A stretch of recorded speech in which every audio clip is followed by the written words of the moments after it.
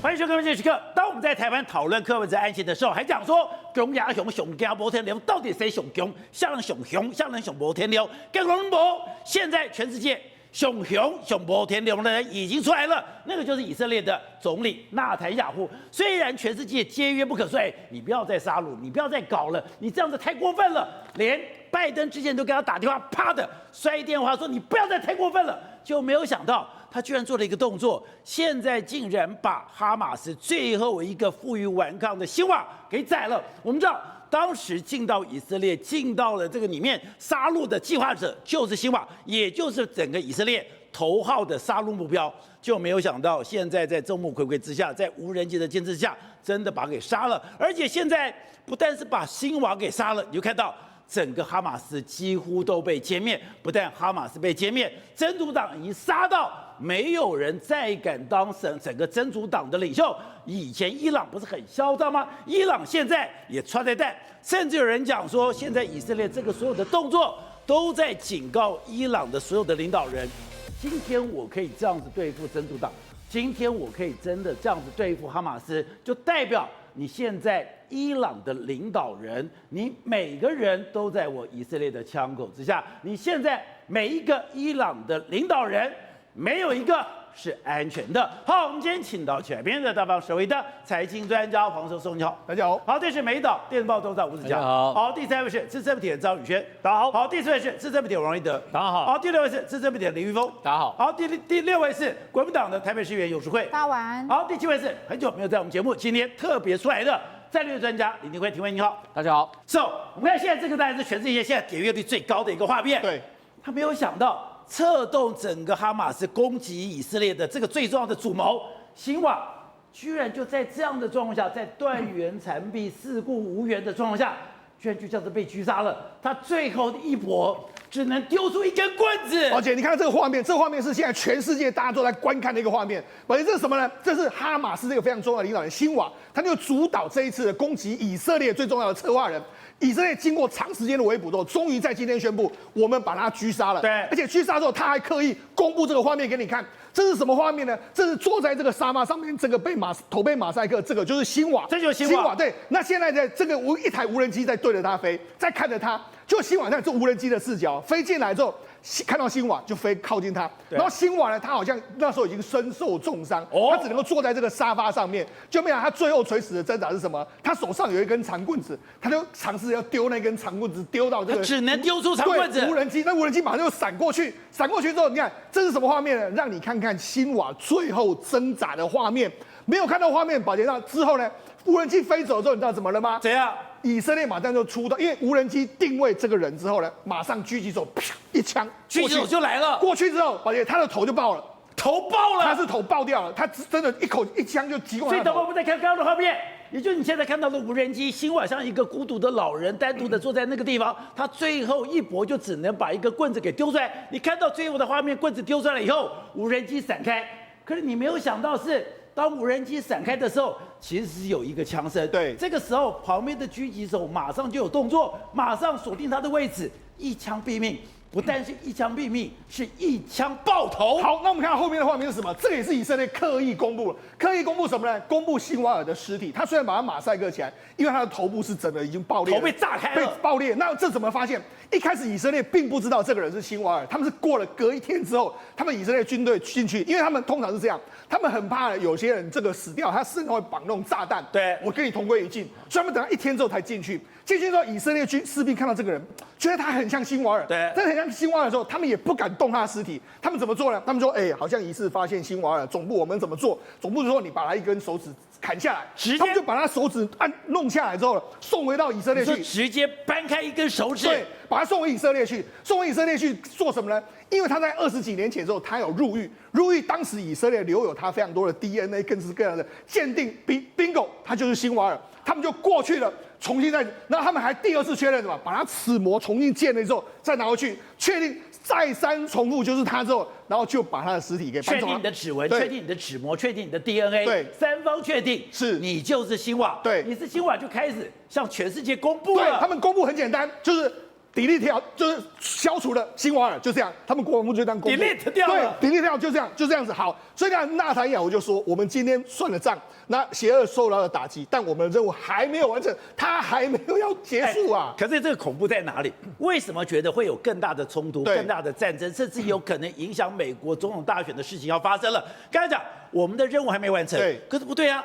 你现在把辛瓦干掉之后，是整个哈马斯基本上都没了。对，哈马斯的1号领导者、2号领导者、3号领导者，你现在想出来的已经全部都被以色列杀光了。对，而且不但是被以色列杀光，是斩草除根哦。刚刚讲以色列这领导人是你的儿子、女儿、老婆、什么孙子，对，全部都杀光了。好，你这个哈马斯已经被你灭掉了，真主党嘞？真主党也全杀光了，真主党的什么禁卫军的领袖啦、主席啦、差不多的也就杀光了。对，杀光有一个人去上完厕所说：“哎，现在换你是主席。”他马上就跑掉了。对，没错。那真主党也不是你的对手啊。接下来有人讲，他接下来的目标就是伊朗，而且他对伊朗的警告是说，伊朗的领导人没有一个是安全的。对，没错。是让纳坦雅胡讲了这件事之后，你看拜登说一句话，我觉得非常有意思。这对以色列、美国还有全世界来说都是美好一天。真的美好吗？没有。拜登其实说这个后啊，美好的一天你不要再打了。为什么？我就跟他讲，因为纳坦雅胡下一个目标可能是伊朗。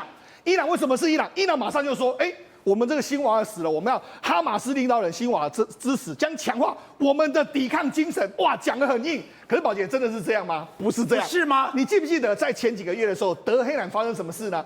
这个所谓这个哈马斯另外一个这个哈尼亚，他在那地方死了，对不对？对。他死了之后，结果那时候伊朗说什么？我们要打你，他们不是就发射了100枚飞弹做攻击吗？对。攻击完之后，你知道，因为没有伤害到以色列，你知道听说什么？伊朗当时有透过一个秘密的管道跟以色列说啊，你买给我跑。如果你不要打我的话，我们就结束这一轮的这个交火。他跟他求情啊，对，求饶的同时，你知道什么事吗？哈米尼他们的最高领袖躲起来了，不见了，他不见了，因为他你都可以飞到德黑兰去杀哈尼亚，我没办法杀你哈米尼吗？他就躲起来。最高的宗教领袖居然躲起来了，就躲起来。那现在他们嘴巴说，他死的话，我会强化我们的这个抗战精神。问题是，你要拿什么抵抗？没办法嘛。所以这时候发生一个很诡异的事情哦。我们知道事实上不是以色列在打吗？可是呢，居然美军呢出动了 B2 轰炸机，居然在轰也门啊。对，轰也门的反叛军为什么呢？而且就有人就说，美国是来制止你，你不要我轰，你不要轰得太夸张。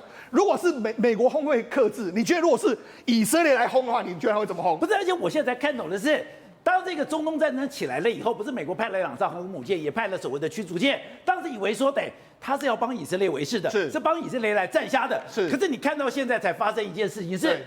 美国来这边是拜托以色列，你节制一点。没错，你今天要干的什么事情，我会帮你处理。是，你不要自己动手，我来炸，这是一个有限的攻击。是，可是你来搞，对，那就是全面战争。对，所以现在就说，纳坦雅胡说什么？我要炸他的这个石油设施，我甚至要攻他的核设施。你看就说，搞不好美国现在最怕这个。宝杰，你知道吗？事实上，这个对美国选举真的造成影响。最近呢，川普的民调就已经开始领先贺锦丽了。为什么？因为贺锦丽在这个立场里面，他摇摇摆摆，川普就说：“我支持你去炸，我支持你，你就炸，你就去炸。”所以你就知道，事实上现在拜登为什么淘汰莫雷修，他也不知道该怎么处理这个纳坦雅胡的这个事情。所以来说，搞不好这件事情真的会不只是这个引动整个中东局势，还会影响到美国总统大选的最后结果。好，搞不好我们看到这张图，这是以色列的士兵进去了以后，直接把这个所谓的辛瓦手指头给剁掉，然后呢把齿模弄出来，什么弄出来呢？我再确定你就是辛瓦的时候，你看啊，你的最高领导者，你当时说，有一个非常神秘的大夫，甚至你发动的整个战争的辛瓦，刚刚讲到是一个一个的都被抵制掉。你现在哈马斯是几乎整个都被灭掉，不但是哈马斯被灭掉，刚刚讲的真主党也没有了。好，宝杰，事实上这整个过程我们必须再跟大家说一次，事实上以色列开始要围杀这个辛瓦的时候，你知道辛瓦也知道你要杀我，所以辛瓦怎么做呢？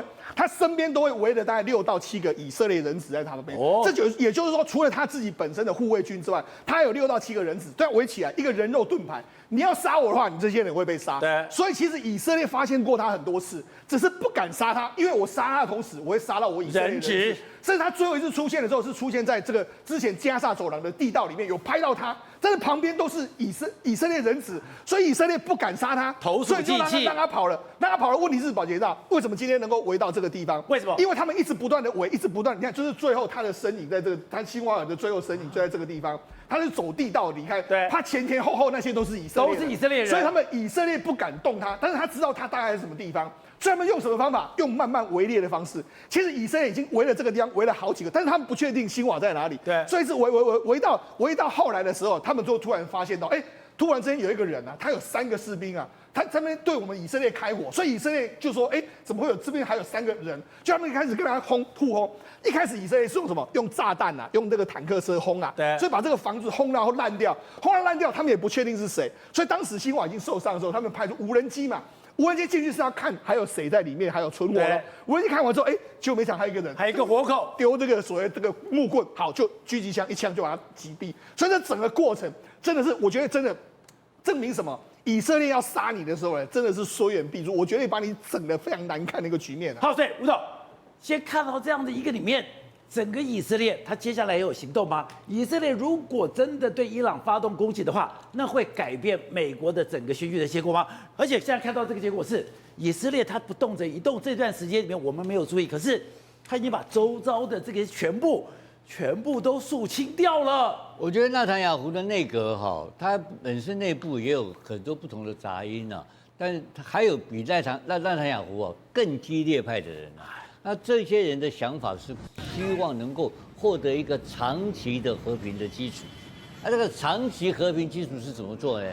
就一个对象嘛，伊朗，他把伊朗干掉嘛。因为这所有你现在讲的好，你说这些什么哈马斯这些什么胡塞的真主党啊，背后是谁？都是伊朗，都是伊朗嘛，全部是伊朗提供金钱、提供武器、提供军事训练、提供一切，当然还有伊朗的盟友啦，中国、俄罗斯都有嘛，对不对？像这一次辛瓦这一次被狙杀的时候，他旁边有2个保镖嘛，2个保镖，其中一个是领了什么？是拿了联合国的员工是假的？所以这是中国的力量嘛，然后我跟上一次我是联合的员工。难道我是拿联合国的薪水吗？是联合国派人来保护辛瓦吗？等于说联合国派人来保护辛瓦嘛，是这样。然后所以上一次发生过一件事情嘛，所以以色列的轰炸，以色列去攻击到这个贝鲁特的时候，对，就炸到了中国的这个维和部队结果中国并没有抗议啊。你知道为什么吗？为什么？因为听说那个中国的维和部队是工兵。工兵？你派工兵来干嘛？你带工兵挖地道啊！所以他不是在维和的嘛，他假借的维和部队的名义派我的部队出去帮你挖地道，派工兵去帮哈马斯挖地道。现在全世界最会挖地道的就是中国，中国的工兵是全世界最会挖地道的部队。所以说这个问题呢，我再告诉你，他不是他不是只有光是帮这个哈马斯挖地道，对，他也帮伊朗挖地道啊。为什么哈梅尼这次躲起来不见了？我问你啦，那哈梅尼的地下碉堡是谁帮他挖的？中国挖的。中国挖的。那中国挖的那些挖土机是哪里买的？中国买的。这跟谁买啊？世界最好的挖土机是哪几个国家的？德国吗？德国、美国、日本啊，不是一样吗？为什么躲起来？我都知道，就跟这 BB 扣的道理一样嘛。中国最有名的是什么？中国最有名的地下碉堡就是西山碉堡，就习近平要躲的地方嘛。地下1000公尺啊，那些1000公尺的东西也是用西方设备挖出来的。所以你只要是用德国的挖土机、美国的挖土机，你走过的地方，美国都有资料了。我不知道，但是当你在买这些设备的时候，美国公司是不是都有做登记？它都有售后服务嘛。所以你不要以为你很会挖地道。我就告诉你说，这地道的设备是西方科技嘛，所以这些人他真的躲得掉吗？不一定嘛。所以我们再回到这个中东来谈的话，这拉坦雅胡的计划非常清楚嘛。他当时在2个礼拜前他就讲过，我们就传他打伊朗嘛。对。当他把真主党灭掉之后，他进入地面部队进到黎巴嫩的时候，他就已经讲，就准备要打伊朗，因为这个动作一出来，伊朗一定逼得伊朗非还手不可嘛。对，因为当你地面战侵入跟空战的概念不一样，就等于是侵略了，入侵了。好了，那这个时候来讲的话，伊朗怎么办？伊朗讲了要跟他拼嘛，对不对？拼完之后，那个哈梅尼就不见了嘛。对，哈梅尼不见的时候，但是哈梅尼上一次用了180颗飞弹打以色列的时候，听说有个情报就是伊朗总统事先不知情。所以以色列做了一个判断说，那他们的宗教领袖跟他政治领袖不是完全一致。对所以如果把宗教领袖干掉的话，他们的伊朗的政治领袖态度会不一样。对，做这个判断就准备做所谓的斩首行动。所以我要斩哈马尼了。他就准备斩哈梅里，就斩首行动。斩首行动问题，当时他们定了3个目标嘛。第一个目标就是轰炸他的所有的石油设施 （oil facility），第二个是他的核能设施 （nuclear facility），第3个就是哈梅里个人。他狙杀3个目标嘛。对。哎，他这讲了已经搞了快2个多礼拜了，什么都没动。我就在想，奇怪，什么都没动。为什么？因为他马上美国投票选举就结束了。选举结束之后，伊朗美国人不会让你动的嘛，所以他一定趁这个空档的时候，让你美国选举美国总统不敢来干涉我大干一场嘛。对，所以纳坦雅胡抓这个空间了。那拜登已经是等于是 lame duck 嘛，是国家总统，他不会理他嘛，所以他一定会继续干。哎，就等半天，后来我想，哦，不对，他不会去干这个，他不会去炸石油措施。为什么？因为油一炸下去的话，哈，美国一定要介入。不是。油价会暴涨，油价暴涨直接影响到美国选举，因为物价会波动，所以不会炸这个。我想了半天，哦，但炸什么？那是最恐怖的，核设施、核能设施啊，它的核工的部分可能会被炸。那这个时候就问题来了，所以这2天有一个，哎，看到怎么搞的？美军 B2 轰炸机 ，B2 轰炸机突然间去炸也门，去炸胡塞，大炮打小鸟。不对啊，这奇怪，胡塞有什么好炸的？这些都是这些土匪。对，但那胡塞的部队有个外号呢，他们出来都拖鞋部队，拖鞋军嘛，穿拖鞋打仗，拖鞋打仗，这个什么鸟部队根本经不起打。为什么他派B2 逆中轰炸机多少年没有出动？现在突然去炸他，对，炸他的理由是什么？我想哦，我现在想下一个可能性，我要预估了，他不希望以色列去打伊朗嘛，所以这个美军可能会出手，我出手就好了。美军出手炸他的核设施的话，伊朗嘛唔敢挨啦。我觉得关键就是在这1周或是3天5天之内会发生大变化。好，各位，现在美国媒体也都在问一件事情。以色列什么时候会对伊朗发动攻击？你是在选美国总统大选前，还是美国总统大选后？如果你在美国总统大选前发动对伊朗的攻击，那会完全改变美国总统大选的结果。如果以色列要发动攻击的话，一定是大选前。大选前，因为你大选前之后才有办法去影响美国的选举，这就是借选的概念。所以纳坦雅胡要借选美国总统。所以你想想看啊，纳坦雅胡到美国去的时候，其实拜登给他脸色看的。最近来讲的话，拜登不是也摔他电话吗？打电话骂人，然后结果纳坦雅胡跑到哪里去？但到美国的时候还跑到海湖庄园去跟川普好来好去。为什么呢？川普在位的时候就承认耶路撒冷就是以色列首都，所以以色列对川普来讲的话，怀抱在心啊，那个感恩在心，而且纳坦雅胡跟川普的语言才能够通，你知道吗？现在你知道吗？在10月初的时候，伊朗不是丢了好几颗飞弹过去吗？结果你知道当时川普讲什么？你如果以色列要攻击的话，就攻击伊朗的核设施。现在纳坦雅胡不就在做这些事情吗？对，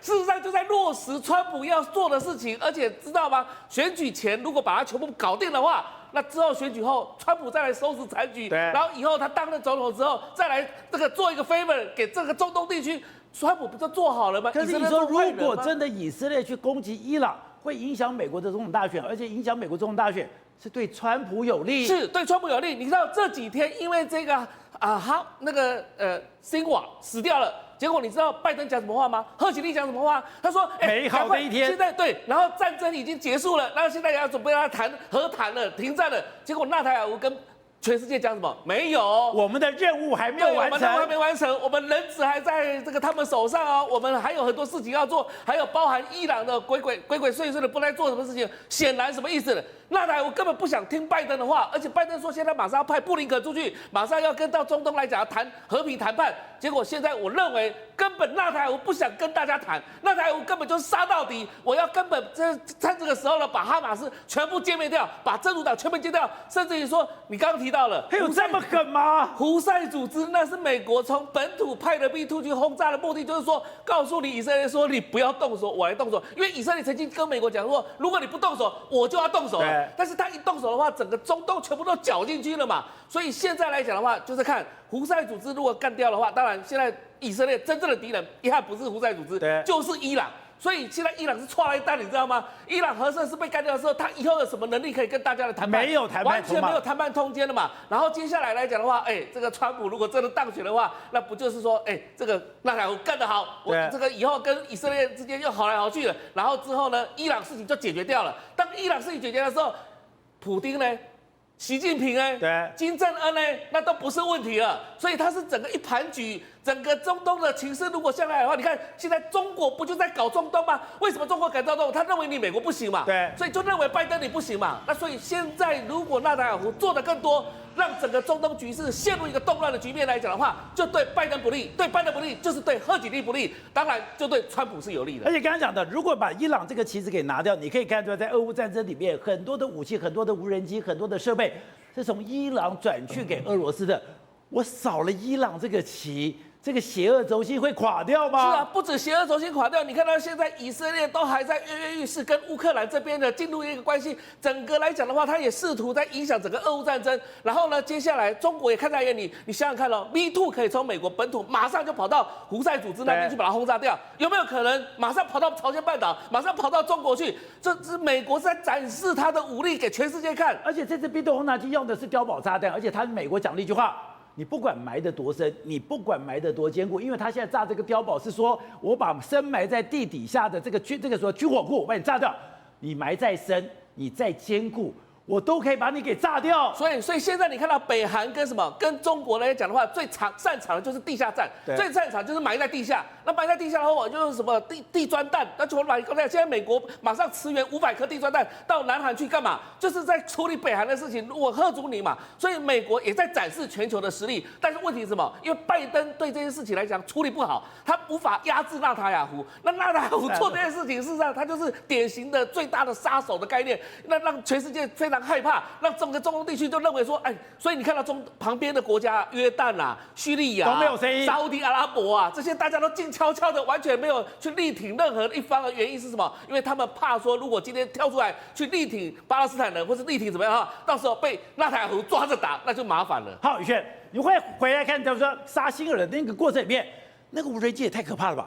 他等于说是我的情报非常准确，我就开始给你包围，包围了以后，我的无人机就进去了。无人机进去了以后，吴董特别讲，这个无人机他不讲嘛，丢个木棍，无人机一离开了以后，最精彩的其实发生了。你根本不知道从哪里跑出了一颗子弹。原来有个 sniper， 有一个狙击手，他就已经盯着。原来这个狙击手跟这个无人机是密切合作的。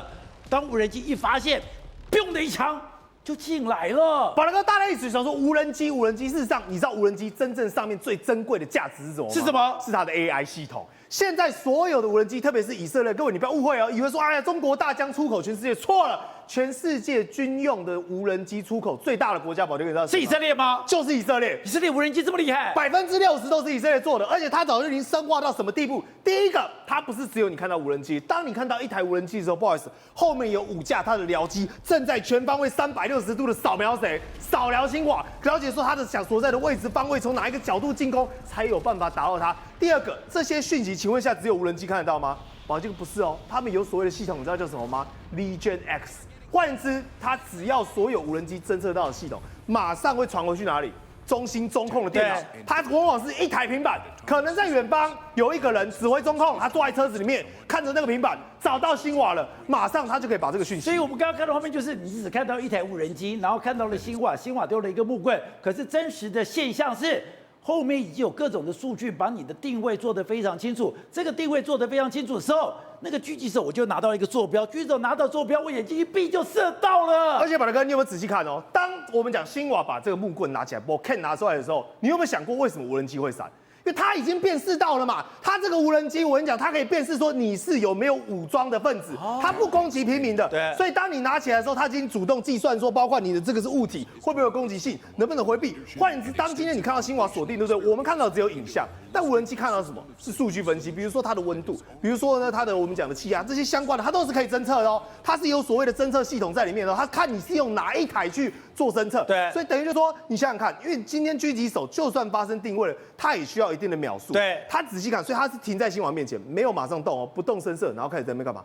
左摇右晃，他镜头有点摇晃哦，在侦测，对，侦测哦，左摇右晃，然后定位，然后才慢慢的往前靠近哦，往前靠近，然后新华所有的目光是不是都注意在这台无人机？对，结果没想到杀手是来自于后方，他根本就被转移焦点掉了嘛。而且你想想看，这个指令难道是那一枪到底从哪打来的不知道？对，而且这指令绝对不会是遥控无人机的人操作的嘛，因为你不会觉得很奇怪吗？你现在想象还是说我一个无人机对不对？我就拿一个遥控器，然后这边哔哔哔哔哔，表决个错了，不是？现在都是用电脑的，你看到那个都是电脑，它可以去设定规划路径。比如说我们要讲这个，为什么说像魔鬼终结者一样，以色列不能得罪，太可怕了。比如说我们就以这来讲，宝德哥，你看这样看没什么大不了的，我跟你讲，它就这样小小一台而已。而且它是可以装在无人机上面哦，一台大台无人机可以装4台这种 Linux。那我跟你讲，这种 Linux 你知道干嘛吗？它是专门拿来自杀用的，它一台就1.2公斤而已啦，而且就是地面部队在使用的。基本上哦，它可以飞的距离大概只有7分钟。那宝哥，你知道它时速多快？1秒20公尺，它1秒可以飞20公尺，那个跟我们讲近距离来讲，根本你人根本防不胜防。所以他们透过这个技术，而且再来，他们在研发是什么？研发是我蜂群。因为本身你看哦，他比如说他看到说，哎，我知道这个是车体，对不对？我知道这个是人。你比如说，你看啊 ，hostile 是什么意思？敌人。他知道这是敌我区分，有敌意的。而且你知道他是可以干嘛吧？这个这台 Linux 它可以潜伏，它可以比如说我进去室内之后，它会自动辨识说哪边是窗户，哪边是门，对不对？看到门，它知道我开不了嘛，那它可以干嘛？它就躲在门那边。等你把门打开，等你把门打开，你门一打开的时候，它就会直接撞进去。所以想想看，以色列现在一直在玩这种东西，甚至包括我们讲的所谓的 Legion， 它还会追踪，还会爬楼梯。对，就是说它会，我们讲的，根据它锁定你之后，开始会彻底追踪。因为他们现在看到你都不能只从单的无人机来去看，他们所谓的 Legion X 就是说我今天包括我们是不是讲蜂群？蜂群，它就是说我有一个人，我可以先设定好、规划好路线，然后呢，他把所有讯息传递过来之后，我按照这个路线来去进攻。所以不管你说是防守，或者是占领领地，甚至是侦查，所有项目都在这边。那你想想看，他为什么要公布这些画面给你看？他很多这时候 Legion X 他自己公布的宣传影片哦，代表就是他都是把以色列在战场上，比如说对伊朗，对，比如说对胡塞组织，甚至是对哈马斯实战的画面，直接给你看。我敢讲，真正就有效，看你会惊不？好，所以瑞德，大家想说台湾还在讲熊家雄、熊家摩天流，谁是熊熊？像人熊熊，像人摩天流，没啦！哎，在纳坦雅胡之前，大家都是小猫。哎，这段时间里面我没有注意，刚才讲的哈马斯一个一个干掉了，真主党现在没有人敢当领导人，现在已经开始要威胁伊朗了。那么各位要记不记得？那么这个等于说这个哈马斯呢，绑架了1000多个相关的那个以色列，就杀害了1000多个，总共杀害了2000个跟绑架嘛。对。结果以色列已经杀了4万多的人了，你知道吗？